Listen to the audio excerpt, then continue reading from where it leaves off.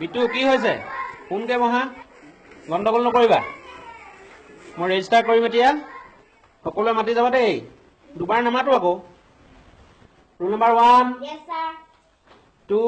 Yes, sir. 3 Yes, sir. 4 Yes, sir. 5 Yes, sir. 6 Yes, sir. Roll number 6 কোন দীপ্তি গগৈ ইমান দিন স্কুললৈ অহা নাই কিয় দৰখাস্ত আনিছানে নাই না স্যাৰ দৰখাস্ত নানিলে নহ'ব নহয় ইমান দিন স্কুললৈ অহা নাই আকৌ দৰখাস্তও অনা নাই তোমাৰ দেউতাক ক'বা দৰখাস্ত এখন লিখি দিবলৈ আৰু কাইলৈ লৈ আহিবা বুজিছা স্যাৰ দীপ্তিৰ দেউতাক মৰিলে নহয়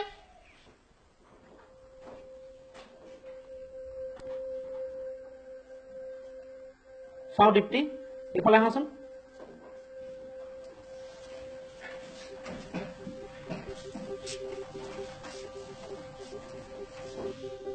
সঁচাই তোমাৰ দেউতাৰ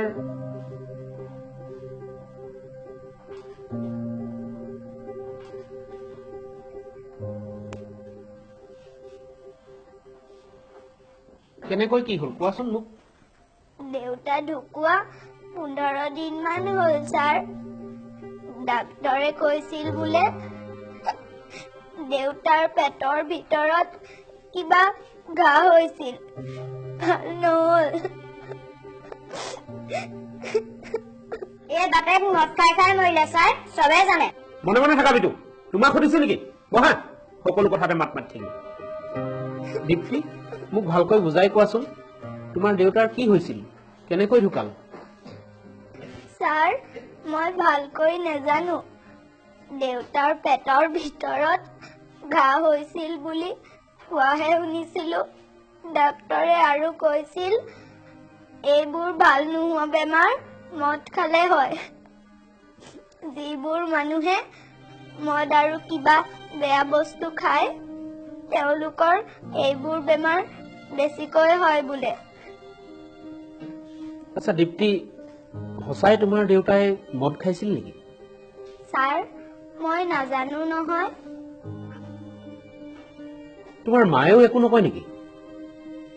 মোৰ মাও নাই নহয় আগতেই ঢুকাল স্যাৰ মানুহে মদ কিয় খায় ডাক্তৰে কৈছে মদ খালে মানুহৰ বহুত বেয়া বেয়া বেমাৰ হয় নাই দীপ্তি মই নাজানো বুজি নাপাওঁ মানুহে মদ কিয় খায় মানুহে নিচাজাতীয় দ্ৰব্যবোৰ কিয় গ্ৰহণ কৰে স্যাৰ আপুনি কিন্তু এইবোৰ বস্তু কেতিয়াও নাখাব আপুনি মৰি থাকিলে আমাক কোনে পঢ়াব মোৰ মা নাই দেউতাও মৰিল মই এতিয়া মামাৰ ঘৰতে থাকো মামায়ে কৈছে মোক বোলে আৰু পঢ়াব নোৱাৰিব এই বছৰে শেষ নাই দীপ্তি চিন্তা নকৰিবাচোন তোমালোকক পঢ়া শুনা কৰিবলৈ চৰকাৰে আজিকালি বহুত সুবিধা দিছে টকা পইচাও নালাগে নহয় স্যাৰ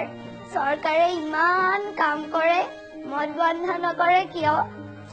এইবোৰ বেয়া বস্তু চৰকাৰে বন্ধ কৰা হলে মোৰ দেউতাৰ দৰে মানুহবোৰ নমৰিলেহেঁতেন স্যাৰ আপুনি চৰকাৰক ক'বচোন হে চৰকাৰৰ মানুহ তোমালোকে এই মদ খোৱাটো বন্ধ কৰি দিয়া নহলে বহুত মানুহ মৰিব মোৰ দৰে ল'ৰা ছোৱালীবোৰৰ কি হ'ব এবাৰ ভাবি চোৱা তোমালোকে আমাৰ কি হ'ব আমাৰ কি হ'ব দীপ্তি নাকান্দিবাচোন নাকান্দিবা ভাল ছোৱালী